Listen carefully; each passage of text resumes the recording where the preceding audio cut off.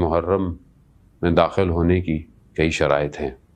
جیسے انسان ماہ رمضان میں آنے سے پہلے ماہ رجب اور ماہ شعبان میں اپنے نفس کو پاک کرتا ہے تو ہی ماہ رمضان میں صحیح عبادت اور ان مقامات کو حاصل کر سکتا ہے۔ اسی طرح محرم بھی کچھ شرائط مانگتا ہے۔ محرم یوں تو دیکھنے کو ایک مہینہ ہے اسلامی، اور اس میں ہونے والے واقعات جو ہے وہ ہم کئی عرصوں سے سنتے آ رہے ہیں اور سنتے ہیں، اور اسی کو قائم رکھنے کے لیے اور اسی کو سے ہمیشہ زندہ رکھنے کے لیے ہم مختلف طریقے سے ہر ملک میں ایک عزاداری جو ہے وہ منائی جاتی ہے۔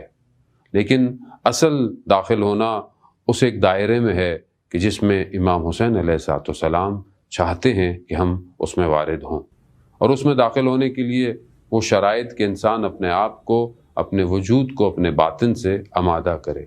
یوں تو انسان محرم سے پہلے وہ ساری چیزوں کی تیاری کرتا ہے کہ اس کو مجلس قائم کرنی ہے، جلوس ہے، عزاداری کے اور جو بہت سارے طریقے ہیں وہ سب کرنے ہیں، لیکن وہاں پر سب سے زیادہ ضروری اس کا اپنا نفس ہے کہ کیا وہ اس قابل ہوا ہے کہ کیا اس کاروان میں شامل ہو سکے، کہ وہ کاروان کہ جو امام حسین علیہ السلام کا کاروان ہے، کہ جو کربلا کئی لوگوں کو لے کر پہنچ چکا ہے۔ اور امام حسین علیہ السلام کا استغاثہ کہ جو آخری وقت میں تھا کہ ہے کوئی میری مدد اور نصرت کرنے والا، تو یقیناً یہ تا قیامت تک کے لیے صدا ہے کہ ہمیں اس میں اسی طریقے سے وارد ہونا ہے جس طرح امام حسین چاہتے ہیں۔ اگر ہم ایام محرم کو اس طرح برپا نہ کر پائیں یا اس اصل مقصد اور ہدف تک نہ پہنچ پائیں تو یقیناً ہم نے اپنا ہی نقصان کیا ہے۔ امام حسین علیہ السلام کے مقصد کو کوئی نقصان نہیں ہوگا، کیونکہ وہ ایک ایسا قیام ہے جو تو قیامت تک کی ایک روشن دلیل ہے، حقانیت کی طرف کی ایک آواز ہے، اور ہر زمانے کی مظلوم کی صدا ہے، اور ظلم کے منہ پر ایک تماچا ہے۔ لیکن اب میں کس طرح اپنے آپ کو تیار کروں؟ تو پہلے میں اس معرفت کو درک کروں، یعنی میں کوشش کروں کہ اپنے آپ کو وارد ہونے کے لیے ان آداب اور شرائط کا خیال رکھوں، یعنی اپنے باطن، اپنے نفس کو صاف رکھوں۔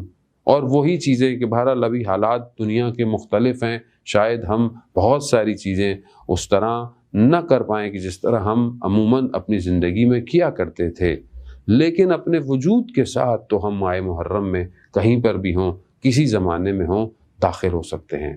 اس میں پہلی چیز وہ ادراک ہے، وہ درک ہے، وہ معرفت ہے اس مقصد کی کہ جس مقصد کے لیے امام حسین کربلا پہنچے ہیں۔ وہ کیا وجوہات ہیں کہ کیوں امام جو ہے وہ کربلا ہی پر آ کر رک گئے؟ کیا وجوہات ہیں کہ امام کو مدینہ جو ہے وہ ترک کرنا پڑ گیا، اور یہاں تک کہ مکہ میں جو ہے وہ اپنے حج کو چھوڑ کر جو ہے وہ کربلا کی طرف راہی ہوئے ہیں؟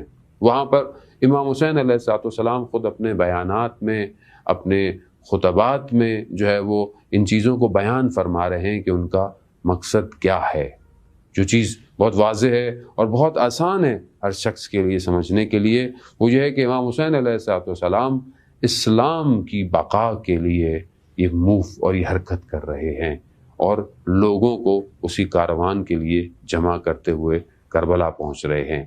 کیا یہ جو صدا ہے کہ امام نے دعوت دی ہے، کیا میں اس صدا میں واقعاً اپنے وجود سے لبیک کہہ رہا ہوں؟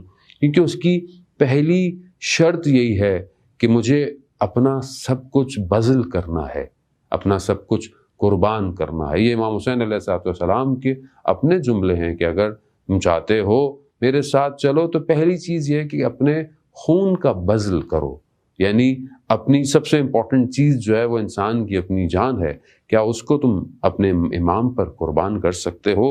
یہ پہلی چیز ہے۔ اگر یہی چیز تمہیں نکلنے نہیں دے رہی وجود سے باہر، کہ جو کئی لوگ امام کو راستے میں ملے مگر امام کا ساتھ نہیں دے پائے، اپنی چیزوں کو امام کو دینے کی کوشش کی کہ مولا یہ حاضر ہے یا آپ کی خدمت میں، لیکن میں نہیں آ سکتا، وہ امام نے ان کو قبول نہیں کیا، کیونکہ امام خود شخص کا وجود چاہتے تھے۔ اسی طرح اور بہت سارے لوگ تھے جو اپنا سب کچھ چھوڑ کر، ترک کر اپنے سب کچھ یعنی خالی ہو کر امام کا ساتھ دیا. یعنی گویا امام وہ ہیرے چن رہے تھے کہ جنہیں کربلا کی سرزمین میں امام نے دفن کرنا تھا، جو تا قیامت کے اندھیروں کو چیرتے ہوئے ہدایت کی روشنی پھیلا سکیں. یہی وجہ ہے کہ آج ہم کربلا کے ان شہیدوں کو سلام کرتے ہیں. یہی وجہ ہے کہ آج ہمارے لیے راہ حل، راہ راستہ، ہماری زندگی کے لیے معیار جو ہے وہ شہدائے کربلا کا راستہ ہے. تو یہاں میں اپنے وجود سے دیکھوں کہ جو میں اتنا اپنے آپ کو دنیا اور مادے میں پھنسا چکا ہوں، کیا میں تیار ہوں اپنے وجود کو اپنے امام پر قربان کرنے کے لیے؟ تو ہم سوچیں اس محرم کے اندر کہ کیا میری مجلس، میری عزاداری، میرا مجلس کا سننا اور باقی کاموں کو انجام دینا کیا مجھے یہ آمادہ کرتا ہے کہ میں اب ان ساری جگہوں کو چھوڑ کر مقتل کی طرف چلنا شروع کروں؟ کیا میں مقتل کے لیے آمادہ ہوں؟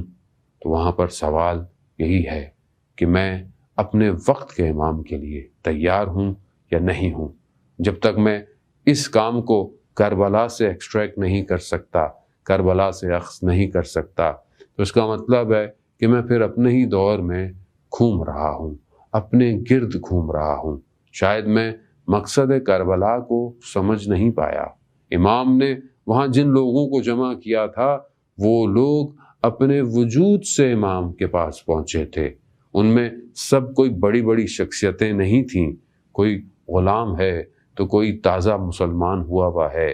یقیناً ان میں کچھ پرانے اصحاب بھی تھے، ان میں کچھ دوسرے بھی نظریات کے لوگ تھے، لیکن جب امام کے لبیک پر اپنے آپ کو بڑھایا تو یقیناً وہ جاویداں ہو گئے.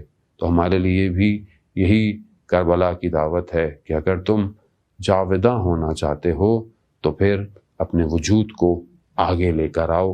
اس محرم کو اس طرح درک کرنے کی کوشش کرو کہ تم یہ دیکھو کہ ان سختیوں اور ان امتحانات سے گزر کر تمہیں اپنے آپ کو نکھار پیدا کرنا ہے اور اس مقام تک پہنچنا ہے کہ جب کربلا گزرے تو ہم یہ کہہ سکیں کہ جس طرح حضرت زینب سلام اللہ علیہا نے کربلا کو دیکھا، یقیناً ہم اس طرح نہیں دیکھ سکتے، مگر اس ایک جھلک کی تمنا تو اپنی زندگی میں کر سکتے ہیں کہ بی بی فرماتی ہیں ما رأیت الا جمیلا، کہ میں نے جمال اور حسن کے سوا کچھ نہیں دیکھا.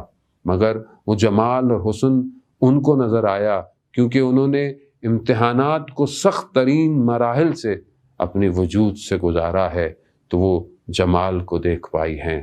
آئیے ہم بھی اپنی زندگی میں کوشش کریں کہ کربلا کے اس زاویے کو اپنی زندگی کی طرف متوجہ کریں اور آئیں اپنے وقت کے امام پر اپنی جان کا نذرانہ پیش کر سکیں. والسلام ورحمۃ اللہ وبرکاتہ.